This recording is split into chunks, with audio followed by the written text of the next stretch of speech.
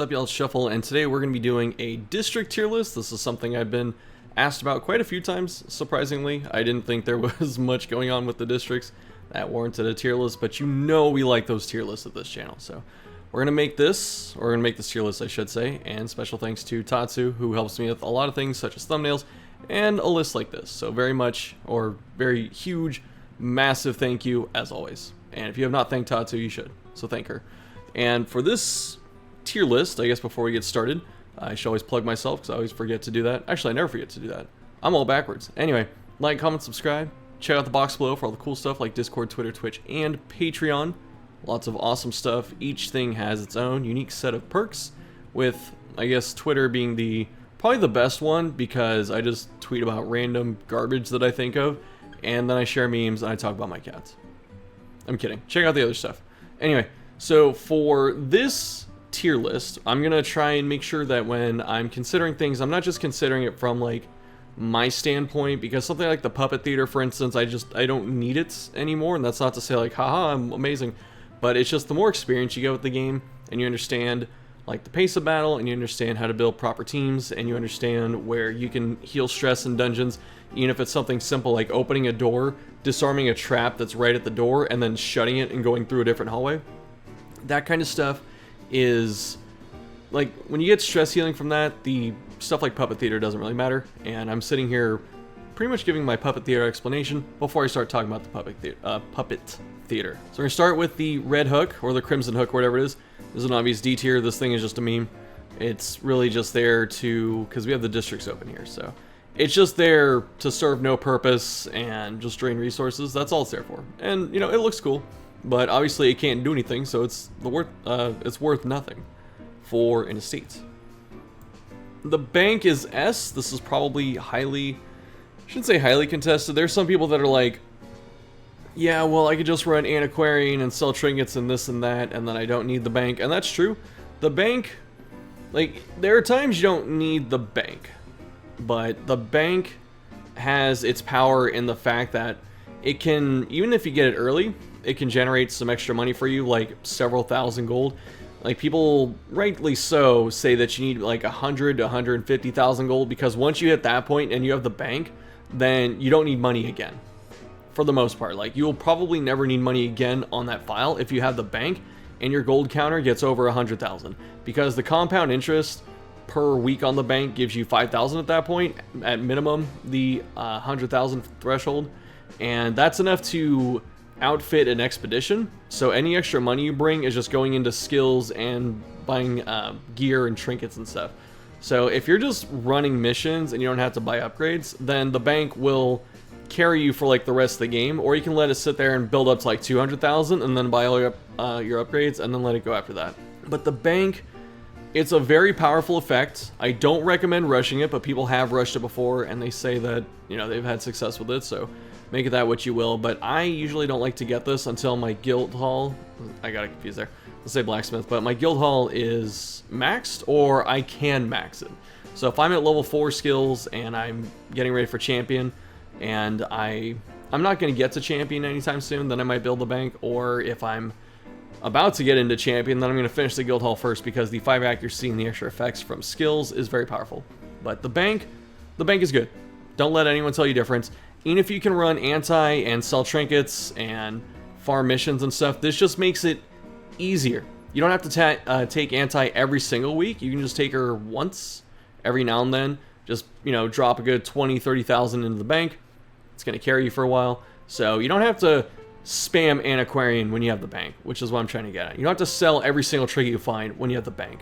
So it's good for covering money mismanagement, and then it's also good for covering if you have mistakes. Because if you have to retreat from a mission, like something goes wrong, all that money's gone. You know, unless you found some good money in the mission. So the bank helps circumvent that, and I've talked about it quite enough. But here it is right here, just 5% interest on gold per week. Carto Camp is another S tier, or I should say Cartographer's Camp. Look at all these benefits you get. It says all levels of torchlight, so I believe this means these work in low torch, which helps out a lot, although the benefits aren't as good for low torch, besides maybe the surprise chance, just because you already get bonus loot and torch list, so who needs more? One crit and torchless doesn't really do much. The scouting chance is nice, but it's not a huge amount. But Carto Camp, just looking at it like this, maybe it's A. Maybe it's A. I don't know. I love Carto Camp, dude. Oh, there's something else on here too. It gives you dodge. It's going back in S. Yeah, it gives you like a passive dodge depending on the difficulty you're on. It's like 2%, I think, something like that. So Carto Camp just does a lot of things. It's a lot of small passive bonuses. All these things help. And it's for your crests. So there you go. But I like this. I usually get these two first in most playthroughs, if I get anything at all. And I like them a lot. The Granary, this is something I have been liking a lot more over time. I kind of want to put it in S. It might be S. I'm going to put it in S. So with the Granary, sorry about that. With the Granary, you get bonus healing when eating. Oh, darkest difficulty only. Interesting. So not in Blood Moon. Okay, just kidding. A. So yeah, you get extra food each week, which does help. But the fact this doesn't apply, does this not apply to Radiant either? Interesting. But yeah, bonus food per week, that saves you some money. And teams that are light on healing are able to get extra food healing, which is nice. If you're on Darkest, which most of you probably are, then having extra food healing is always beneficial. I'm pretty sure it works on other difficulties. I might be wrong. But this saves you money in the long run, and it's pretty cheap for its heirloom costs, and it costs busts, which are probably, I shouldn't even say probably, they are the worst heirloom. And usually I'm trading these in for other things, so getting 60 is pretty easy, and then you can buy the Granary, and that's pretty nice for the rest of your playthrough. The Puppet Theater. So I talked about this. It gives you an extra 10 stress healing per week, so you go up to 15 instead of the base 5. I thought it was 10 to 20, and then, yeah, anyway. But Puppet Theater, I'm going to put it in B. It's solid if you can manage your stress. It will save you some money over the long run, but Puppet Theater is a district that gets better when you have a large roster. Because if someone gets stressed out, like they afflict an mission, then you bring them back and you don't want to pay for it, then they're going to be sidelined for at least, what is that, 6 or 7 weeks? If you want them to get all the way back down to 0, it should be 7 weeks if you're getting 15 a week. And that is kind of bad, if I can be quite honest. That is pretty slow. Like, do you want someone gone for 7 weeks? Like, you know, one of your favorite units, you know, your vessel gets stressed out or something like that. She's gone for 7 weeks. Don't think so, honestly. Where this is pretty good is if someone gets like 40 stress and you don't want to pay to get that down, they just let them sit there for 3 weeks. That's okay. But otherwise, like I said before, if you get more comfortable with teams and managing stress and stuff like that, this starts to get much weaker. I bought it on one of my torchless files and it didn't feel like it did anything, even though my entire roster was like afflicted every other week. It just didn't seem to do much, so I don't quite like it, but if you're struggling with stress, this can be helpful, and it does save you a lot of money if you maximize it. But when you have a small roster, you have to keep taking those same units out, so it's not as good. I gotta stop talking as much as I am. Sanguine Vintners, this is another B. The efficiency of it is great. It puts out more blood than you'll probably ever need for a playthrough, which is pretty awesome, but the Gather the Blood missions are one of the easiest missions out there. They're short. You can actually camp in them if you bring shovels and bust open the wine crates. This is Crimson Court exclusive, by the way, so you won't see this in a base game or vanilla playthrough or whatever unless you have Courtyard on. So this thing, it's good. It's efficient. It uses busts. We talked about how much we don't like these, so that's pretty nice. And it's 2 a week.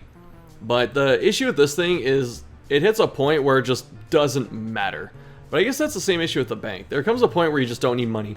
And then for the Vintners, there comes a point where you don't need blood. So, I don't know. Like, for that logic, you could move the bank back down to, like, A or something. But, I don't know. Gold more important. You use a lot of it. And you can always build, take more units and stuff like that. But the Vintners, it stops being effective at some point. So, the House of the Yellow Hand. This was tough to rate. I'm going to put it in B, I think. It's tough, because 4 crit is good. You have 4 crit on 3 really good damage dealers, and then you have 5 scouting, and everyone likes scouting. But the thing, maybe I should move it up 1. I'm not sure. I'm gonna move it up 2. But the thing here is, like, having all that extra scouting is pretty nice, but, like, for Grave Robber, it doesn't really matter. The crit's what she wants out of this, because you have Raider's Talisman, she has night moves, she can camp and get stress, obviously. So, Bounty Hunter has a, what is it? Did I say stress?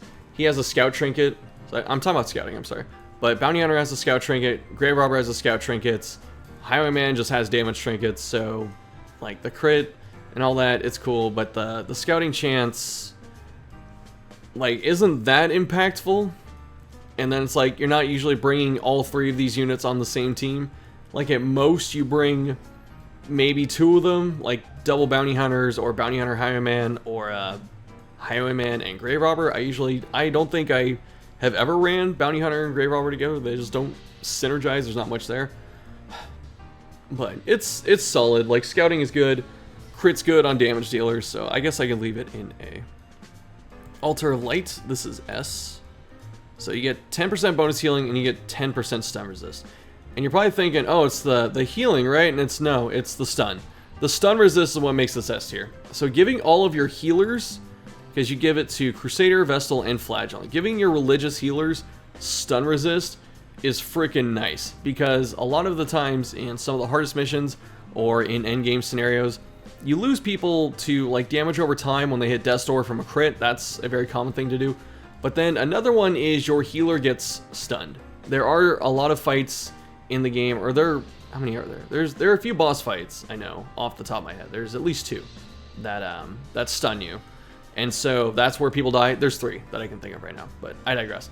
So there are at least 3 boss fights that stun you, and if you stun the healer, someone can die.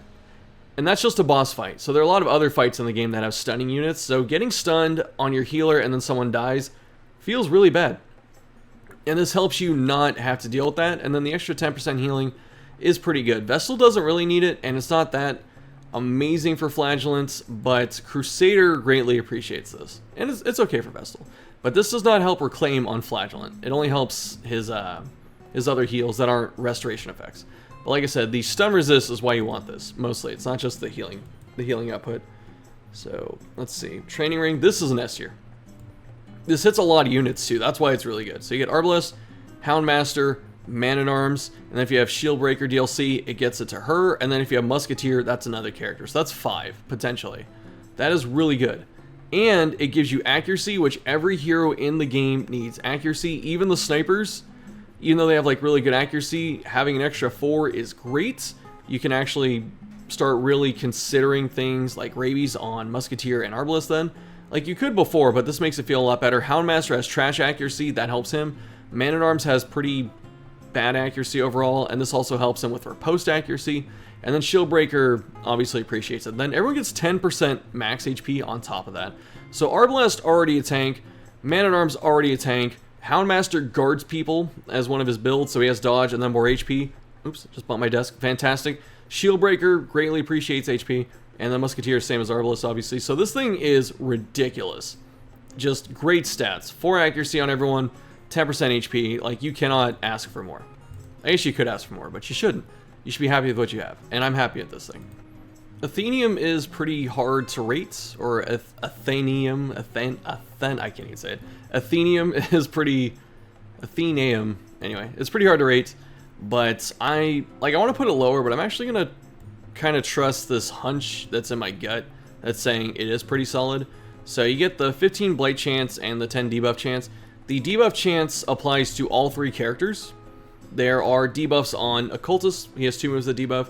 Antiquarian has Flash Powder, and then Noxious Blast with Plague Doctor also has debuff chance. Or not debuff, it has a debuff, it's minus accuracy.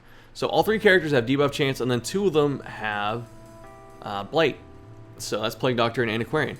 All that helps quite a lot. This is basically an extra trinket, and that's a pretty good trinket too. Like 30% total power is about the same strength as the green trinkets, so something like Move Amulets or Debuff Amulet, those are both 30% bonuses, so this is giving those characters an extra green trinket, which is pretty good. That's good power level.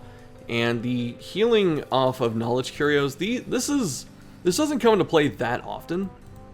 This is like books, and I think bookshelves, and a couple others out there. Oh, it says right here, stack of books, bookshelves, pile of scrolls. You would burn these, like you would never stress heal off these. Alchemy Table, Occult Scrawlings, Eerie Coral, interesting. I didn't realize that was a knowledge one. Boss Relief, Blood Flowers. Blood Flowers? Pile of Strange Bones, Throbbing Cocoons, Throbbing Hive. So I think this is supposed to be Thronging Hive. That is way more common than I expected, so I think it's okay, Nay. This, I don't usually have this come into play too often, again, because I'm usually okay about managing my stress levels, so this doesn't usually become a factor, especially with like Plague Doctor and Occultist, who are really good at stunning stress casters and locking them down. But the upsides are pretty good, so I'm going to give it an A. I was going to give it a B originally, but I'm going to leave it an A. Performance Hall. Do I have the right icon? I do. Performance Hall is, see, this thing is really just 2-speed to Jester. And 75 crests, I don't like this. I'd rather it be 50. I think 50 would be more fair. Because really, Finale, is it 20? I thought it was 10. But, you know, Finale, you don't use that often. You really have to plan around it. The minus 10 stress just doesn't matter on a character that can heal its own stress. So, like, who cares? And then you get the speed, so it's really just plus 2 speed. And it's like, do I want to trade 75 crests for 2 speed? Not usually. That's kind of a late game thing, especially because Jester, again, can raise his own speed. But if you like Jester a lot, then sure, go ahead. If you like to run Divina Commedia or something like that, then yeah, pick this up, I guess. But for most playthroughs, this just isn't worth it. Like, the juice ain't worth the squeeze, as they say. Outsider's Bonfire. I really want to put this in S. I'm going to put in A, I think. It's S-worthy. It is S-worthy, but the reason I'm not putting it in S, because it gives you 2 extra camp points. That's what the respite points are. So if you're camping and you have either Abomination, Hellion, or Leper in your party, you get 2 extra. If you have multiple copies of these characters, you don't get 2 for each one. You just get 2 if you have one of them. And that's pretty good. Especially because there are a lot of times where when you're camping, you float like 1 point, and it'd be nice to be able to get an extra skill in there, or sometimes you have to make do with using a 2-pointer instead of another 4, and that kind of feels bad. You'd rather run, you know, like, I don't know, an extra 4-point. So this really offsets that, but the reason I'm going to leave it in A is because Hellion and Leper specifically, and to an extent A-Bomb, have a couple 3-point camp skills. Actually, let's see with Leper. Does Leper... Hold on. You can do some production stuff. Okay, so Leper has 2 3-points, and then he has 1 2-point and a 1-point. So he's got some odd breakpoints for camping, but I think it's because Reflection. I usually hit Reflection like almost every camp that I have Leper in, and Hellion, I know, does have a couple 3-points. Both Battle Trance and Sharpened Spear, and I think Rebel are all 3 points. So the reason I don't put this in S is because you go from a multiple of 3, which is 12 points, to 14, so it's not another multiple of 3. So because of that, I'm going to leave it in A, because if it puts you up to 15, then sure, but it'll also, you know, be getting pretty absurd there. But it gives you extra things to do, and that's never a bad thing. Let's see. The Mill. The Mill is so hard to get. Memories, you have to get 10 memories. It says these can be found in the Endless Harvest quest. You can get these from Thing from the Stars. It is very rare, but it seems like it. I feel like I get it 1 every 10, something like that. So you could, maybe it's every 5, I don't know. But you can get it from Thing, so if you want to farm it that way, you can. You don't have to just do Endless Harvest. But the Mill itself, you no longer suffer from random hunger checks. The effect is probably S, because all of your food becomes food healing. And if you have something like the Granary, where you get bonus healing on, I guess, Darkest, then all of your food is just, you know, very nutritious and healing. I'm going to put it in A. Just because how hard it is to get this thing. This is so late game. This is like the last district you're probably building on any file. Unless you really just love Endless Harvest and you just spam the hell out of it. So if you're not doing that, it's very hard to get all 10 memories to build this. So the cost is steep. And the effect is good. But food is rarely an issue. I almost want to put it in B. I almost do. Just because I'm thinking back to all of the dungeons, and I know that the Warrens and the Weald have bonus food from Curio. The Courtyard does as well. And then hunger checks don't exist in Endless Harvest. And I can't remember if the Cove has food. I don't remember if the dead fish drop food or not. And then I don't think there's any food Curio in the ruins outside of like the bags. So food isn't an issue, usually. It costs a lot, but that makes the Granary better. So, is this thing A or S or whatever? It's a good effect, but it's so late game. By that by the time you get it and you have the Granary, you don't really need this because you have so much extra food. So I don't know. This is actually pretty hard to rate. So if you think it should be higher or lower, let me know down below. Oh, the study hall. I'm sorry, Thick. This thing is garbage. So the Geologist study hall, you get one. No. C. There's a reason. So this thing, it increases gem stack by 1.